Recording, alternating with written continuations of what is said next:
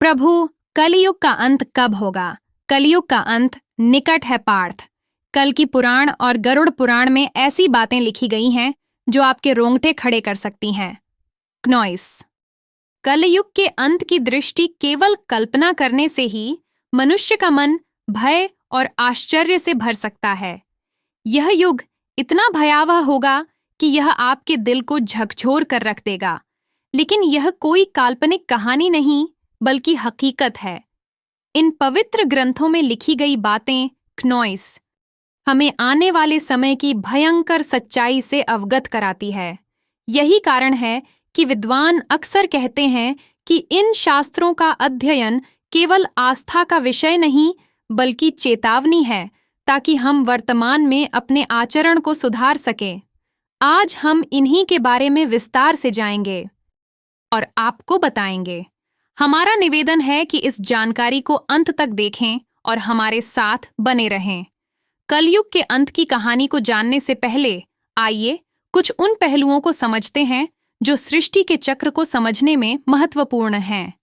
इन 4 युगों सतयुग, त्रेता युग, क्नॉइस, द्वापर युग और कलयुग के बीच का अंतर ही हमें यह समझने में मदद करता है कि क्यों समय के साथ धर्म और सत्य की शक्ति कम होती जाती है और पाप अधर्म का प्रभाव बढ़ता जाता है।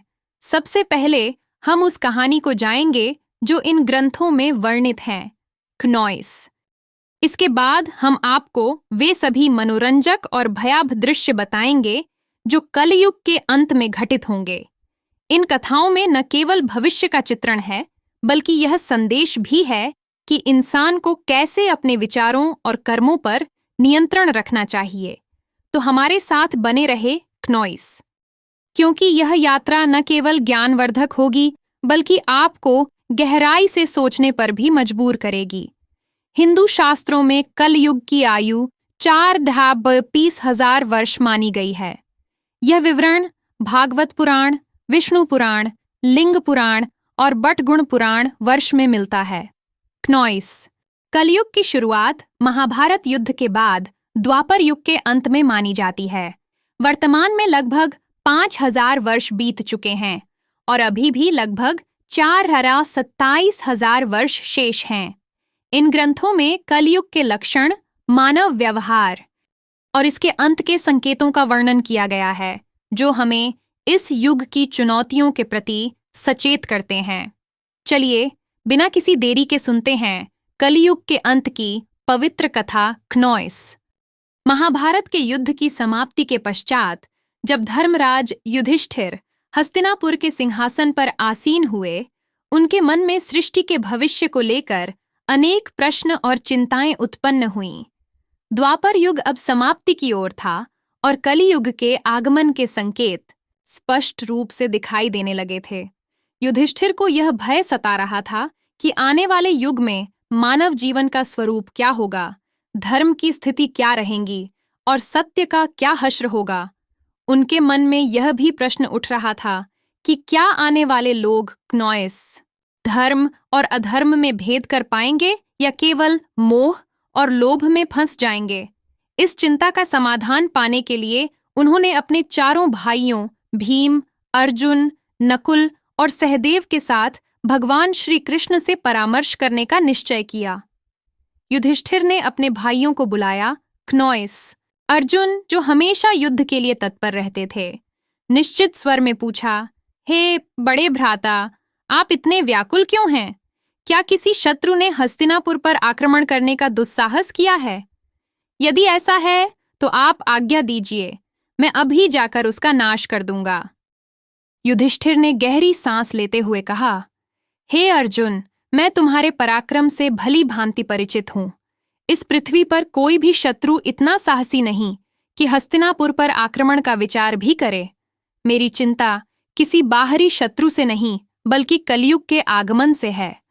क्नॉइस। मुझे यह भय सता रहा है कि आने वाले समय में मानव समाज किस दिशा में जाएगा, धर्म और सत्य की क्या स्थिति होगी। भीम, जो अपने बड़े भाई की हर चिंता में सहभागी होते थे, बोले, हे भैया, आपकी चिंता हमारे मन में भी भय और अनिश्चितता उत्पन्न कर रही है। कृपया हमें बताइए कि कौन सा संकट हमारे सामने है। युधिष्ठिर ने गंभीर स्वर में उत्तर दिया, हे भीम, तुम ठीक कहते हो, एक भयंकर संकट आने वाला है। मैं कलयुग के प्रभावों के बारे में सोचकर चिंतित हूँ। क्नॉइस, इसलिए मैंने निश्चय किया है कि हमें द्वारकाधीश श्री कृष्ण के पास जाना चाहिए। केवल वही हमें इस चिंता से मुक्ति दिला सकते हैं। सभी पांडवों ने युधिष्ठिर की बात से सहमति जताई। अर्जुन ने कहा, आप सत्य कह रहे हैं भैया, श्री कृष्ण ही इस समय सबसे ज्ञानी और भविष्य दृष्टा है, हमें उनके पास जाना चाहिए। भीम ने भी उत्साहपूर्वक कहा, हे धर्मराज, मैं आपके साथ हूं। नकुल और सहदेव ने भी तुरंत हामी भरते हुए कहा कि यह निर्णय ही सबसे उचित है। इस प्रकार सभी पांडव द्वारिका की ओर प्रस्थान करने लगे हैं। क्नॉइस, द्वारिका की पवित्र नगरी में पहुंचकर पांडवों का भगवान श्री कृष्ण ने हार्दिक स्वागत किया। युधिष्ठिर ने उनके चरणों में प्रणाम करते हुए कहा, हे केशव, आपको बारंबार नमस्कार। आप तो अंतर्ज्ञानी हैं। द्वापर युग अब समाप्त होने वाला है। क्नॉइस, और कल युग के संकेत स्पष्ट दिखाई देने लगे हैं। मैं यह जानना चाहता हूं कि कलयुग में मानव का स्वभाव और आचरण कैसा होगा, वह किन कर्मों में लिप्त होगा और मोक्ष प्राप्ति के लिए उसे क्या करना होगा। श्री कृष्ण ने मुस्कुराते हुए कहा, हे धर्मराज क्नॉइस, आपकी जिज्ञासा अत्यंत उचित है। कलयुग के प्रभावों को समझना न केवल आपके लिए बल्कि समस्त मानव जाति के लिए महत्वपूर्ण है, किंतु इसका उत्तर मैं सीधे शब्दों में नहीं दे सकता, क्योंकि इसे अनुभव के माध्यम से समझना अधिक आवश्यक है। युधिष्ठिर ने उत्सुकता से पूछा, क्नॉइस, हे माधव, आप जिस प्रकार की परीक्षा की बात कर रहे हैं उसके लिए हमें क्या करना होगा। श्री कृष्ण ने कहा, हे महाराज, आपको और आपके चारों भाइयों को अलग अलग दिशाओं में स्थित घने और रहस्यमय वनों में जाना होगा।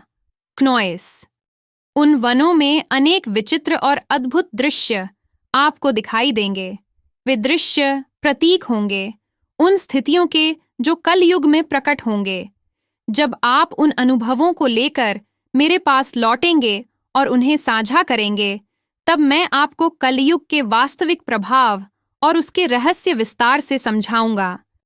युधिष्ठिर ने गंभीरता से उत्तर दिया है, जैसी आपकी आज्ञा केशव, आप जिस स्थान की ओर संकेत करेंगे हम वहां जाने को तैयार हैं। श्री कृष्ण ने कहा, आप और आपके भाई अलग अलग दिशाओं में जाइए। वहां भयंकर और रहस्यमय वन है। उनमें यदि कोई असामान्य घटना, क्नॉइस, या विचित्र दृश्य दिखाई दे तो उसे ध्यानपूर्वक देखना और लौट कर मुझे बताना।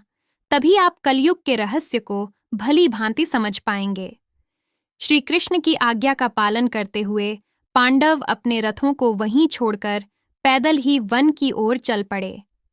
क्नॉइस, वातावरण बाहर से शांत प्रतीत हो रहा था, किंतु भीतर एक रहस्यमय कंपन था, जैसे हर पेड़ और हर हवा कुछ कहना चाह रही हो। पांडव अलग अलग दिशाओं में निकल गए ताकि अधिक से अधिक अनुभव प्राप्त कर सके। युधिष्ठिर का अनुभव। युधिष्ठिर को एक घने और अंधकारमय वन में एक विचित्र दृश्य दिखाई दिया। उन्होंने एक विशालकाय हाथी देखा जिसके 2 सूंड थे।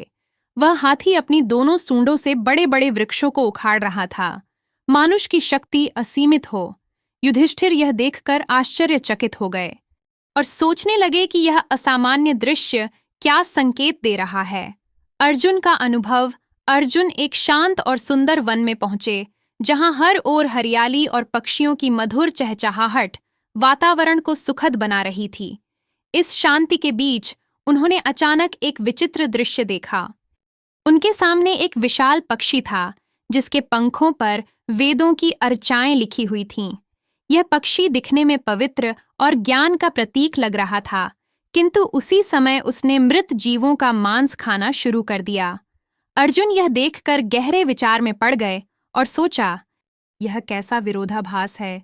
एक और पवित्र वेदों का ज्ञान और दूसरी ओर हिंसा व मांसाहारी भीम का अनुभव। भीम एक हरे भरे चारागाह में पहुंचे, जहां गायों का बड़ा झुंड विचरण कर रहा था। वहां उनकी दृष्टि एक अद्भुत किंतु पीड़ादायक दृश्य पर पड़ी एक गाय ने अभी अभी एक बछड़े को जन्म दिया था और वह अपनी ममता में उसे जोर जोर से चाटने लगी। लेकिन अत्यधिक चाटने के कारण बछड़ा लहूलुहान हो गया। भीम स्तब्ध रह गए और उनके मन में विचार आया, ये कैसी ममता है जो अपने ही बच्चे को चोट पहुंचा रही है। सहदेव का अनुभव। सहदेव एक शांत जलाशय के पास पहुंचे जहां 7 कुएं एक सीध में बने हुए थे। उन्होंने देखा कि 6 कुओं में जल भरा हुआ था, किंतु बीच का सबसे गहरा कुआं पूरी तरह से सूखा था। यह अजीब दृश्य देखकर सहदेव सोच में पड़ गए। आखिर यह संकेत किशोर इशारा कर रहा है क्यों? सबसे गहरा कुआं जो सबसे अधिक जल संग्रह करने योग्य होना चाहिए था, पूरी तरह खाली है। नकुल का अनुभव। नकुल एक पर्वतीय क्षेत्र की ओर बढ़े। ऊंचे ऊंचे पर्वतों पर घने और हरे भरे वृक्षों का सुंदर दृश्य देखकर उनका मन प्रसन्न हुआ। लेकिन अचानक उन्होंने देखा कि एक विशाल शिला पहाड़ से लुढ़क रही है। वह अपने रास्ते में आने वाले बड़े बड़े वृक्षों को क्नॉइस बेरहमी से उखाड़ रही थी। किंतु जैसे ही वह शिला एक छोटे से नन्हे पौधे के पास पहुंची, अचानक वहीं रुक गई। नकुल यह देखकर विस्मित रह गए और सोचने लगे कि यह छोटा सा पौधा इतनी विशाल शिला को कैसे रोक पाया। शाम होते ही पांडव अपने अपने अनुभव लेकर वन से लौटे और श्रीकृष्ण के पास पहुंचे। उन्होंने एक एक करके अपने देखे हुए दृश्यों को साझा किया। युधिष्ठिर ने कहा, हे प्रभु, मैंने 1-2 सूंडों वाला हाथ ही देखा। श्रीकृष्ण मुस्कुराए और बोले, हे धर्मराज, क्नॉइस, यह दृश्य दर्शाता है कि कलयुग में शासक दोहरी चाल चलेंगे। वे ऊपर से धर्म और न्याय का दिखावा करेंगे, लेकिन भीतर से प्रजा का शोषण करेंगे। दोनों ओर से वे केवल अपने स्वार्थ साधेंगे। अर्जुन का अनुभव। अर्जुन ने कहा, प्रभु क्नॉइस, मैंने एक पक्षी देखा जिसके पंखों पर वेदों की अर्चाएं लिखी थीं, किंतु वह मांस खा रहा था। श्री कृष्ण ने उत्तर दिया, हे अर्जुन, कलयुग में विद्वान लेकिन पंडित कहलाने वाले लोगों को मैंने देखा कि एक गाय ने अपने बछड़े को मानना चाहता कि वह घायल और धर्म का प्रयोग केवल गले में लोष्ठा कलयुग में माता पिता का अति स्नेह प्रभु बच्चों के लिए तुम्हें बन जाएगा। करुणा और प्रेम का सबसे गहरा कुआं पूरी तरह कोई भूखा प्यासा मर भी रहा होगा। तब भी लोग आंख मूंदकर अपने स्वार्थ में डूबे रहेंगे। ये स्वार्थ वर्धा ही कलयुग की सबसे बड़ी पहचान होगी। नकुल का अनुभव। नकुल ने कहा, प्रभु, मैंने एक विशाल शिला को पहाड़ से लुढ़कते देखा, जो अपने मार्ग में आने वाले बड़े बड़े वृक्षों को उखाड़ रही थी। क्नॉइस, किंतु एक छोटा सा पौधा उसके सामने आकर उसे रोक देता है। श्री कृष्ण ने उत्तर दिया, हे नकुल, ये दृश्य दर्शाता है कि कलयुग में धन, शक्ति और सत्ता किसी को भी विनाश से नहीं बचा पाएंगे, लेकिन यदि कोई व्यक्ति सच्चे मन से भगवान का नाम ले, क्नॉइस, और भक्ति में स्थिर रहे, तो वह नन्हे पौधे की तरह हर संकट को रोक सकता है। यही भक्ति इस युग में मनुष्य का सबसे बड़ा सहारा होगी। ये प्रसंग यही समाप्त होता है, लेकिन गरुड़ पुराण में एक प्रसंग आता है जब गरुड़ जी ने भगवान विष्णु से प्रश्न किया, हे प्रभु, 4 युगों सतयुग, त्रेता युग, द्वापर युग और कलयुग में कलयुग को सबसे भयावह क्यों माना जाता है? इसके अंत के क्या संकेत होंगे और यह युग किस प्रकार समाप्त होगा? भगवान विष्णु ने उत्तर दिया, हे गरुड़, कलयुग में अधर्म, स्वार्थ और पाप का बोलबाला होगा। इसके अंत समय में कुछ विशेष संकेत प्रकट होंगे जो सृष्टि के विनाश की ओर संकेत करेंगे। आइए उन 5 प्रमुख संकेतों को समझते हैं। पहला संकेत, मानव आयु का ह्रास। कलयुग के अंतिम दौर में मनुष्य की आयु अत्यंत कम हो जाएगी। क्नॉइस, औसतन जीवन केवल 20 वर्षों तक सीमित रह जाएगा। लोग 12 वर्ष की आयु में ही वृद्धावस्था के लक्षण दिखाने लगेंगे। बाल सफेद हो जाएंगे, चेहरे झुर्रियों से भर जाएंगे और शरीर रोगों से ग्रस्त हो जाएगा। यह शारीरिक पतन केवल शरीर का ही नहीं, क्नॉइस, बल्कि मानव की जीवन शैली और नैतिकता के पतन का भी परिणाम होगा। लोग अस्वास्थ्यकर भोजन, अनियमित दिनचर्या और तनावपूर्ण जीवन के कारण शारीरिक और मानसिक रूप से कमजोर हो जाएंगे। स्त्रियां मात्र 8 से 9 वर्ष की आयु में ही संतान को जन्म देने लगेंगे, किंतु उनकी दुर्बलता इतनी होगी कि वे बच्चों का पालन पोषण ठीक से नहीं कर पाएंगे। बच्चे कुपोषण और कमजोरी से ग्रस्त होंगे, जिससे आने वाली पीढ़ियां लगातार अशक्त और रोगी बनती जाएंगे। इससे पारिवारिक और सामाजिक ढांचा पूरी तरह चरमरा जाएगा। क्नॉइस, लोग अपनी भौतिक इच्छाओं की पूर्ति में इतने उलझ जाएंगे कि रिश्तों और परिवार के प्रति उदासीन हो जाएंगे। इस संकेत से स्पष्ट है कि कलयुग के अंतिम समय में मानव की शारीरिक और मानसिक शक्ति का पूर्ण ह्रास होगा। समाज में अव्यवस्था, अशांति और अराजकता बढ़ेगी। आपसी प्रेम और विश्वास टूट जाएगा और केवल स्वार्थी जीवन का आधार बनेगा। यह स्थिति हमें चेतावनी देती है कि यदि संतुलित जीवन शैली और नैतिकता का पालन न किया गया तो आने वाली पीढ़ियां अंधकार में डूब जाएंगे।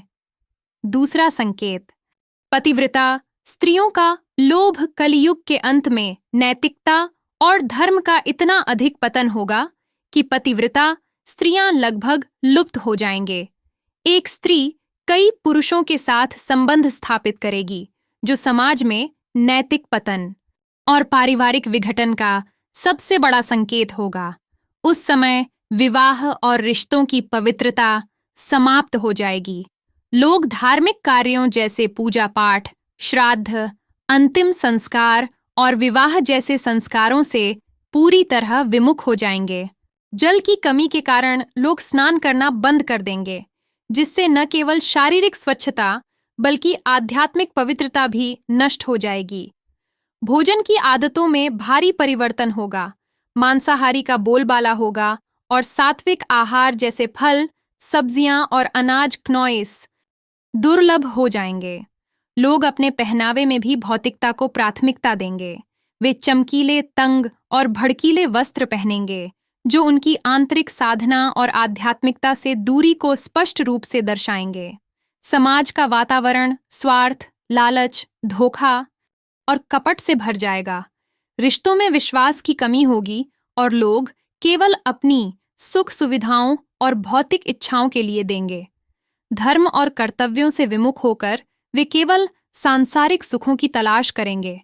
यह स्थिति सामाजिक अविश्वास, अशांति और अनैतिकता को और बढ़ावा देगी। इसलिए गरुड़ पुराण ये शिक्षा देता है कि केवल धर्म और नैतिकता ही समाज को स्थिर और सौहार्दपूर्ण बना सकते हैं। तीसरा संकेत, वृक्षों का फलहीन होना। कलयुग के अंत समय में प्रकृति पर भीषण संकट छा जाएगा। वृक्ष फल और फूल देना बंद कर देंगे और केवल शमी वृक्ष ही जीवित रहेंगे। लोग शाकाहार को लगभग पूरी तरह त्याग देंगे और मांसाहारी पर निर्भर हो जाएंगे। भोजन तामसिक और रोगकारी होगा, जिससे लोग अल्पायु में ही गंभीर बीमारियों का शिकार हो जाएंगे। गायों की पूजा का महत्व समाप्त हो जाएगा। लोग उन्हें केवल दूध और मांस के लिए पालेंगे। यह संकेत प्रकृति के प्रति मानव की लापरवाही और अंधाधुंध दोहन का परिणाम है। वनों की अंधाधुंध कटाई, प्रदूषण और प्राकृतिक संसाधनों के दुरुपयोग से पर्यावरण का संतुलन पूरी तरह बिगड़ जाएगा। वृक्षों का फलहीन होना और जलवायु असंतुलन समाज में भोजन की भारी कमी पैदा करेगा। लोग भूख और कुपोषण से ग्रस्त होंगे और आने वाली पीढ़ियां लगातार दुर्बल होती चली जाएंगी। यह स्थिति हमें चेतावनी देती है कि ये प्रकृति का संरक्षण और उसके प्रति सम्मान ही मानव अस्तित्व को बचा सकता है। चौथा संकेत, अल्पवृष्टि कलयुग के अंतिम चरण में वर्षा अत्यंत कम हो जाएगी। खेतों में अन्न का उत्पादन लगभग बंद हो जाएगा। जो थोड़ा बहुत अन्न उगेगा वह बेमज़ा, रसहीन और पोषक तत्वों से रहित होगा। फलों में मिठास और रस का अभाव हो जाएगा। लोग भोजन और पानी के लिए तड़पेंगे।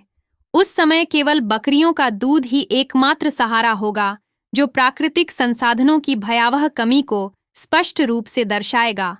यह स्थिति क्नॉइस सामाजिक और आर्थिक संकट को और गहरा कर देगी। लोग जीवन की मूलभूत आवश्यकताओं जैसे भोजन और जल के लिए संघर्ष करेंगे। खेती और कृषि कार्य पूरी तरह ठप हो जाएंगे। इससे समाज में भुखमरी, अशांति और हिंसा बढ़ेगी। यह संकेत बताता है क्नॉइस कि पर्यावरणीय विनाश और मानव की लापरवाही ही आने वाले संकटों की जड़ है। गरुड़ पुराण इस प्रसंग के माध्यम से हमें याद दिलाता है कि प्रकृति का संरक्षण, संतुलित जीवन और धर्म पालन ही मानवता को बचा सकते हैं। इसके बाद भगवान विष्णु और गरुड़ जी का यह प्रसंग समाप्त होता है। क्नॉइस। आइए अब जानते हैं कि किस तरह से कलयुग का अंत होगा। कलयुग के अंत का सबसे भयावह संकेत होगा 7 सूर्यों का उदय। भगवान विष्णु स्वयं सूर्य की अग्निमय किरणों में विराजमान होकर समस्त पृथ्वी का जल सोख लेंगे। 7 सूर्यों की तीव्र तपिश से नदियां, समुद्र, तालाब, झीलें सब सूख जाएंगे। पृथ्वी का हर जीव, हर वृक्ष और हर पर्वत उस असहनीय गर्मी से जलकर राख हो जाएगा। धरती की सतह पर केवल धधकती हुई राख और राख से उठता धुआं रह जाएगा। यह दृश्य संपूर्ण सृष्टि के अंत का उद्घोष होगा। इसके बाद भगवान विष्णु रुद्र रूप धारण करेंगे और ऐसे प्रचंड मेघ उत्पन्न करेंगे जो 100 वर्षों तक लगातार बरसेंगे। यह वर्षा साधारण वर्षा नहीं होगी। उसकी बूंदें वज्र के समान कठोर और प्रलयकारी होंगी। निरंतर बरसते जल से पृथ्वी जलमग्न हो जाएगी, पर्वत समुद्र में डूब जाएंगे और शेष जीवन लहरों में विलीन हो जाएगा। संपूर्ण संसार का अंत हो जाएगा और यह प्रलय सृष्टि के चक्र का स्वाभाविक चरण सिद्ध होगा। एक अंत जो नई शुरुआत का मार्ग खोलता है। जब अधर्म, पाप और स्वाद अपनी चरम सीमा पर पहुंच जाएंगे, तब ये संहार अनिवार्य होगा। किंतु यह विनाश केवल नाश का प्रतीक नहीं, बल्कि शुद्धिकरण की प्रक्रिया है। भगवान विष्णु ने गरुड़ जी से कहा, यह अंत एक नई सुबह की भूमिका है। जब वर्तमान सृष्टि नष्ट हो जाएगी, तब परमात्मा अपनी इच्छा से एक नई, शुद्ध और पवित्र सृष्टि का निर्माण करेंगे। उस नई सृष्टि में धर्म, सत्य और आध्यात्मिकता का पुनरुत्थान होगा कि चाहे केवल वे प्राणी महाविकट क्यों ना हो, जिन्होंने धर्म और सच्चाई का पालन किया होगा, कभी नहीं छोड़ना चाहिए, क्योंकि यही मार्ग हमें प्रलय के कलयुग के अंत की आने वाली नई सृष्टि में जो हमें धर्म और सत्य के मार्ग पर चलने की प्रेरणा देती है, बनाता है। अगर आपको यह ज्ञानवर्धक कथा अच्छी लगी हो, हमारे चैनल को सब्सक्राइब करना ना भूलें, अपने परिचितों के साथ शेयर कीजिए। अगर आप भी और ऐसे भगवान पर अपना विश्वास रखते हैं व धार्मिक वीडियो कमेंट बॉक्स में पूरे मन से लिखिए। जय श्री कृष्ण।